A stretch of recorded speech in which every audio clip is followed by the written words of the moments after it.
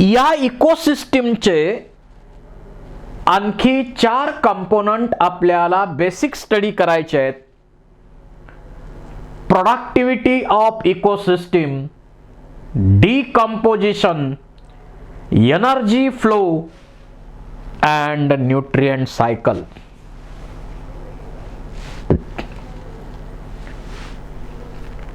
पहिलं आर्टिकल त्यामध्ये आहे प्रोडक्टिव्हिटी ऑफ इकोसिस्टीम.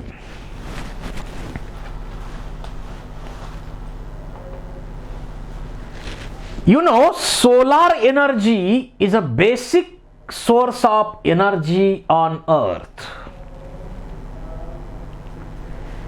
जे फोटोसिंथेटिक ऑर्गॅनिझम्स आहेत ते सोलार एनर्जी ट्रॅप करतात आणि ती सोलार एनर्जी ट्रॅप करून फूड बनवतात फोटोसिंथेसिस प्रोसेस मध्ये. आणि त्यांनी बनवलेल्या फूड वरतीच डायरेक्टली इनडायरेक्टली सर्व ॲनिमल्स डिपेंडंट आहेत. So productivity is amount of biomass or organic matter produced per unit area over a time period by plants during photosynthesis.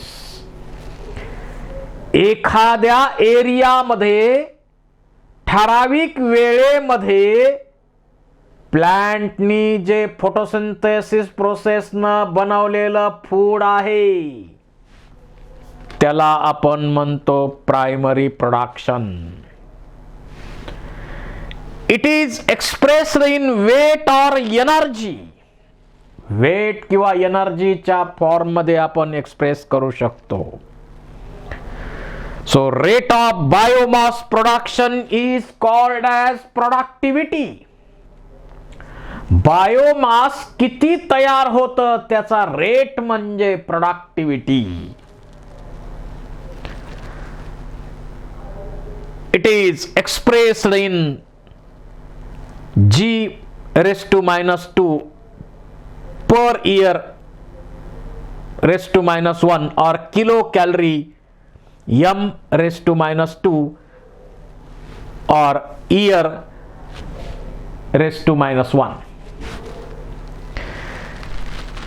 Productivity जी आहे या प्रोडक्टिव्हिटी मध्ये बेसिकली 3 टाइप येतात. 1 primary productivity, 2nd secondary productivity and 3rd net productivity. प्रत्येक इकोसिस्टीमची productivity वेगळी आहे. जसं सर्वात हायेस्ट प्रोडक्टिव्हिटी विचारात घ्यायची म्हटलं तर कोरल रीफची 2500 gram per metre square per year of aquatic ecosystem. एवढी मोठी प्रोडक्टिव्हिटी, सर्वात जास्त प्रोडक्टिव्हिटी कोरल रीफची आहे. आणि सर्वात कमी प्रोडक्टिव्हिटी कुठली असणार आहे तर डेझर्टची असणार. डेझर्टची प्रोडक्टिव्हिटी सर्वात कमी असणार. बघूया आपण आता ही productivity. So productivity consists of primary, secondary and net productivity. Primary productivity म्हणजे काय? ग्रीन प्लांट्सनी ठराविक एरियामध्ये ठराविक वेळेमध्ये जे टोटल फूड बनवलंय फोटोसिंथेसिसच्या प्रोसेसनं त्याला म्हणायचं प्रायमरी प्रोडक्टिव्हिटी. याच्यामध्ये ग्रॉस प्रायमरी प्रोडक्टिव्हिटी आणि नेट प्रायमरी प्रोडक्टिव्हिटी हे 2 टाइप येतात. जसं एक्झाम्पल घेतलं दिवसभरामध्ये एका मोठ्या एरियामध्ये आज दिवसभरामध्ये ग्रीन प्लांटनी 1000 मेट्रिक टन एवढं फूड बनलं. टोटल फूड जे दिवसभरामध्ये एखाद्या एरियामध्ये बनवलं गेलं, समजा 1000 मेट्रिक टन एवढं फूड बनवलं. This is the gross primary productivity. Total food जे बनवलं ठराविक एरिया ठराविक वेळेत, त्यालाच आपण म्हणतो फोटोसिंथेसिसच्या प्रोसेसनं बनवलं जातं, त्याला आपण म्हणतो ग्रॉस प्रायमरी प्रोडक्टिव्हिटी. परंतु हे ग्रीन प्लांट सुद्धा सजीव आहेत, त्यांना सुद्धा मेटाबॉलिक ऍक्टिव्हिटी फॉलो करण्यासाठी एनर्जी पाहिजे.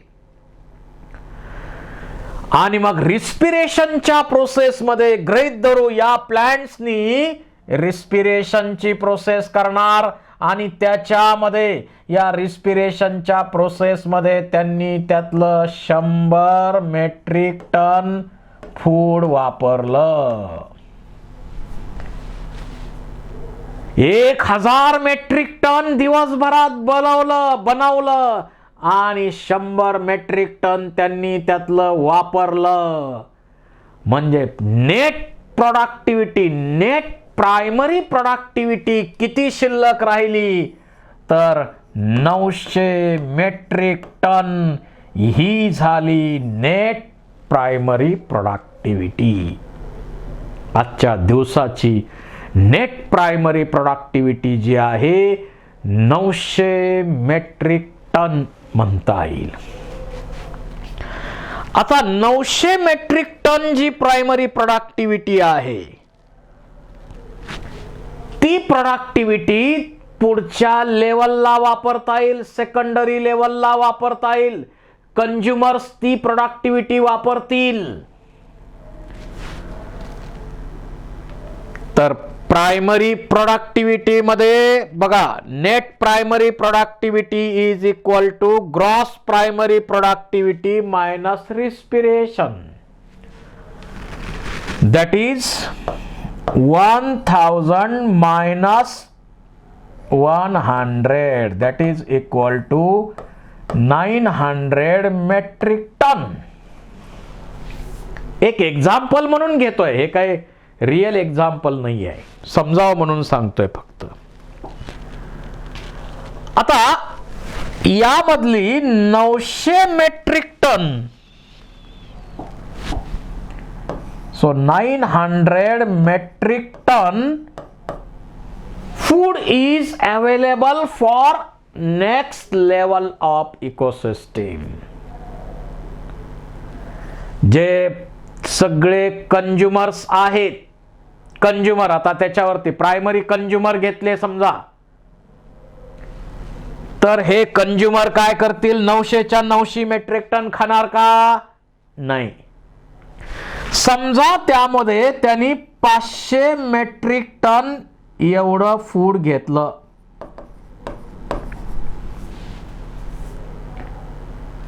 पण 500च्या 500 मेट्रिक टन एवढं फूड ते यूज करू शकतात का नाही. त्या 500 पैकी समजा 50 मेट्रिक टन अनडायजेस्टेड वेस्टच्या फॉर्म मध्ये बाहेर पडलं आणि 50 मेट्रिक टन रिस्पिरेशनच्या प्रोसेस मध्ये समजा वापरलं गेलं, तर या कंझ्युमर्सनी एकूण फूड घेतलं 500 मेट्रिक टन, त्यातलं 100 मेट्रिक टन तर त्यांनी रिस्पिरेशन साठी वापरलं, अनडायजेस्टेड वेस्टच्या फॉर्म मध्ये रिलीज झालं. म्हणजे पुढच्या लेवलला राहिलं 400 मेट्रिक टन. ही सेकंडरी प्रोडक्टिव्हिटी आहे. प्रायमरी कंझ्युमर पासून पुन्हा 400 मेट्रिक टन जे पुढच्या लेवलला उपलब्ध असणारं फूड आहे, सेकंडरी कंझ्युमर काय करतील, त्यातलं काही ना काही खाणार, खाल्ल्यानंतर अनडायजेस्टेड वेस्ट बरोबर बाहेर टाकलं जाणार, त्याचबरोबर रिस्पिरेशनसाठी वापरलं जाणार आणि काही पुढच्या लेवलला शिल्लक राहणार. अशा प्रकारे प्रत्येक लेवलला फूड जे घेतलं जातं त्यातलं अनडायजेस्टेड वेस्टमध्ये बाहेर टाकलं जातं. त्याचबरोबर रिस्पिरेशनसाठी वापरणार आणि त्याच्या पुढच्या लेवलला थोडं कमी अवेलेबल होणार, त्याच्या पुढच्या लेवलला कमी अवेलेबल होणार. अशा प्रकारे प्रोड्युसर लेवलला जेवढी प्रोडक्टिव्हिटी असते त्याच्यापेक्षा कमी प्रोडक्टिव्हिटी प्रायमरी लेवलला, त्यानंतर सेकंडरी कंझ्युमर लेवलला आणखी कमी, टर्शरी कंझ्युमर लेवलला आणखी कमी. परंतु एक स्टेज अशी येते, या सर्वांनी खाऊन रिस्पिरेशनसाठी वापरून काही ना काही फूड शिल्लक राहतं. हे जे शिल्लक राहणारं फूड आहे, समजा गृहीत धरू आपण 200 मेट्रिक टन शिल्लक राहिलंय, कोणी सगळ्यांनी खाऊन वापरून सगळं करून 200 मेट्रिक टन शिल्लक राहिलं. हे जे शिल्लक राहिलेलं आहे त्याला आपण म्हणतो नेट प्रोडक्टिव्हिटी. त्याला आपण म्हणतो नेट प्रोडक्टिव्हिटी. प्रोड्युसर लेवलला फूड बनवलं, त्यांनी थोडं रिस्पिरेशनसाठी वापरलं आणि जी नेट शिल्लक राहिली ती net primary productivity. Primary consumer लेवलला फूड घेतलं, त्यातलं जेवढं त्यांना शक्य आहे तेवढं घेतलं, त्यांनी वापरलं रिस्पिरेशनसाठी, काही अनडायजेस्टेड वेस्ट म्हणून बाहेर पडलं, नेट काहीतरी शिल्लक राहिलं पुढच्या लेवलसाठी. अशाच प्रकारे प्रत्येक जण वापरणार आणि एक सगळ्यांनी वापरून शिल्लक राहिलेलं जे फूड आहे that is net productivity of that particular ecosystem. पहा, secondary productivity, it is a rate of formation of new organic matter by consumers. The primary productivity varies in different ecosystem because depends upon plant species. किती एरियात plant species आहेत, environmental factors कसे आहेत, nutrients किती आहेत, photosynthetic capacity किती आहे, यावर ही प्रायमरी प्रोडक्टिव्हिटी अवलंबून आहे. The annual net primary productivity of whole biosphere, या पृथ्वीवरती सर्व फोटोसिंथेटिक ऑर्गॅनिझम मिळून बायोस्फियर मध्ये 170 बिलियन टन ड्राय वेट बनवतात. एवढं मोठं ड्राय वेट बनवलं जातं या पूर्ण बायोस्फियर मध्ये.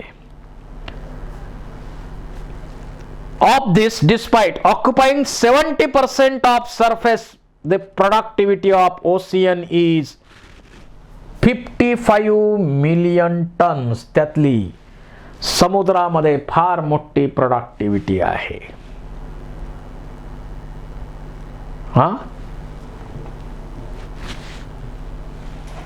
एक आर्टिकल झालं. त्यानंतर सेकंड आर्टिकल आहे डिकम्पोजिशन प्रोसेस. जे ऑर्गॅनिझम कुजवण्याची, ऑर्गॅनिक मॅटरला कुजवून मिनरल बनवायची प्रोसेस करतात त्यांना म्हणायचं डिकम्पोजर्स, आणि प्रोसेसला म्हणायचं डिकम्पोजिशन. डेड ऑर्गॅनिक मॅटर वरती मायक्रो ऑर्गॅनिझम, काही बॅक्टेरिया, फंजाय, ॲक्टिनोमायसिटीजचे मेंबर्स ऍक्ट होतात डिकम्पोजर म्हणून.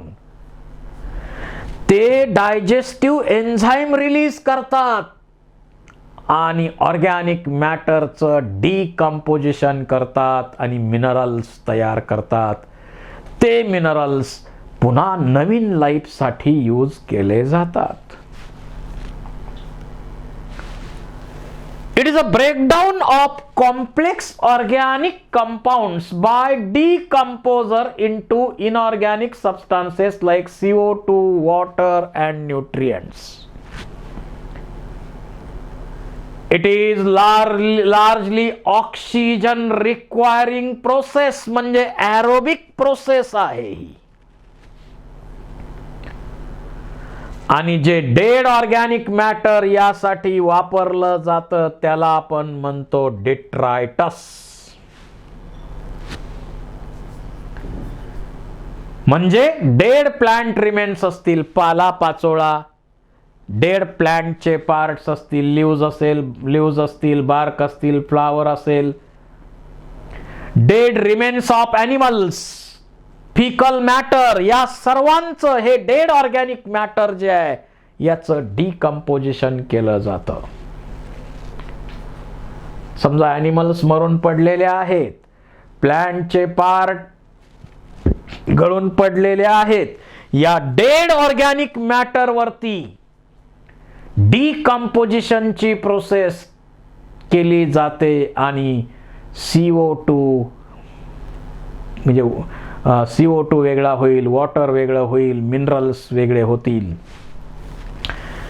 This process consists of 5 main steps like fragmentation, leaching, catabolism, humidification and mineralization.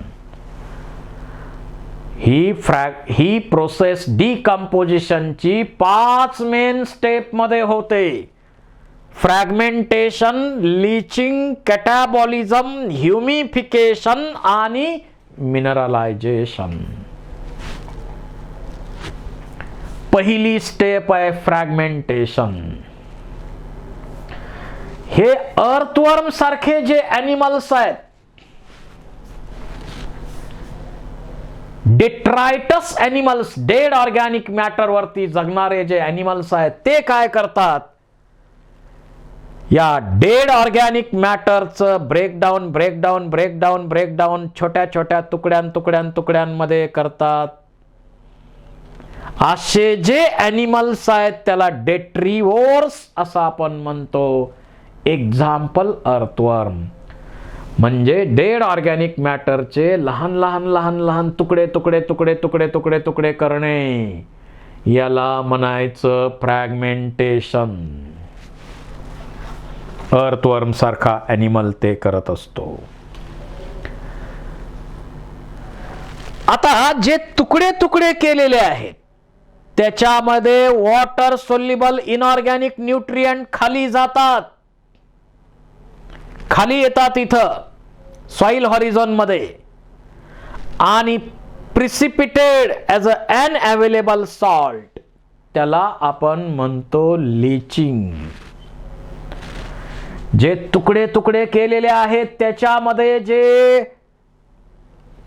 Water soluble inorganic nutrients आहेत ते जमिनीच्या खाली जातात सॉइल हॉरिझॉन मध्ये आणि प्रिसिपिटेट होतात as an unavailable salt, that is called as leaching.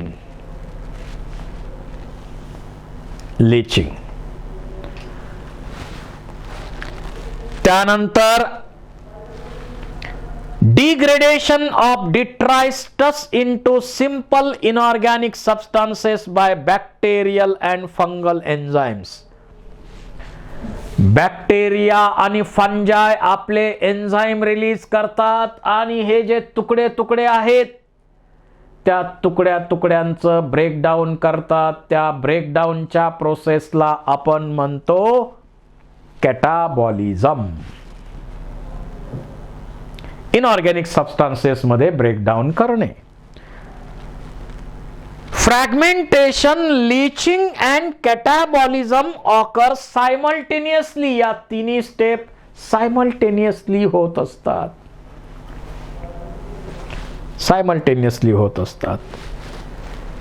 त्यानंतर ह्युमिफिकेशन, accumulation of humus, dark amorphous substance in soil. या कॅटाबॉलिझमच्या प्रोसेसनं कंप्लीट न ब्रेकडाऊन झालेलं, पार्शियल ब्रेकडाऊन झालेलं हे जे मॅटर बनतं ते ॲक्युम्युलेट होतं ह्युमस, त्याला आपण म्हणतो dark amorphous substance in soil. This humus is resistance to microbial action. त्या ह्युमस वरती कुठलीही मायक्रोबियल ऍक्शन होत नाही. So decomposes very slowly. म्हणून मायक्रोबियल ऍक्शन होत नसल्यामुळं इथलं डिकम्पोजिशन अतिशय स्लो होतं. Being a colloidal in nature, it serves as a reservoir of nutrients. Humus is a reservoir of nutrients. कारण colloidal nature आहे. colloidal nature आहे. आणि शेवटी कंप्लीट ब्रेकडाऊन होतं. कंप्लीट ब्रेकडाऊन होतं. आतापर्यंत पार्शियल झालं, आता कंप्लीट ब्रेकडाऊन होणार आणि इनऑर्गॅनिक न्यूट्रिएंट रिलीज होणार. Complete degradation of humus by microorganism. Complete minerals release होणार. त्या प्रोसेसला म्हणायचं मिनरलायझेशन. आणि हे मिनरल्स लगेच वॉटरमध्ये सोल्युबल असल्यामुळं त्याच्यामध्ये डिझॉल्व्ह होणार आणि नवीन लाईफला वापरले जाणार. अशा प्रकारे समजा हे प्लांट आहे, त्याची पानं आहेत, पानं गळून पडली, त्या पानावर डिट्रिओरस ॲनिमल्स काय करतात, तुकडे तुकडे तुकडे करणार, फ्रॅगमेंटेशन करणार. त्यातले डिझॉल्व्ड जे सोल्युबल न्यूट्रिएंट्स आहेत ते खाली जाणार, लीचिंगच्या प्रोसेसनं जाणार. त्यानंतर मायक्रो ऑर्गॅनिझमच्या मदतीनं ब्रेकडाऊन केलं जाणार सिंपल इनऑर्गॅनिक कंपाऊंड मध्ये त्या डेड ऑर्गॅनिक मॅटरचं. त्याला कॅटाबॉलिझम म्हणायचं. ह्युमस रिच सॉइल बनणार, ह्युमिफिकेशन म्हणतो आपण त्याला. आणि शेवटी संपूर्ण ब्रेकडाऊन होऊन मिनरल्स तयार होणार, त्याला आपण म्हणतो मिनरलायझेशन. Factors influencing decomposition. Decomposition is a slow in detritus, rich in lignin and chitin. Detritus मध्ये स्लो असते. Detritus rich in lignin chitin. ज्यांच्यामध्ये लिग्निन आणि कायटिन सारखे केमिकल्स आहेत त्यांच्यामध्ये ही प्रोसेस स्लो असते. It is quicker if detritus is richer in nitrogen and water soluble substances like sugars. ही प्रोसेस डिट्रायटस जे आहे डेड ऑर्गॅनिक मॅटर जर नायट्रोजन रिच असेल, water soluble substances like sugars असतील, त्यांच्यामध्ये ही प्रोसेस फास्ट असते. याच्यासाठी वॉर्म आणि मॉइस्ट कंडिशन फेवरेबल कंडिशन समजलेली आहे. ह्युमिफिकेशन मध्ये विचारला जाईल क्वेश्चन, मॉइस्ट वॉर्म कंडिशन पाहिजे. Low temperature and anaerobiosis inhibit. Low temperature inhibit करते प्रोसेस.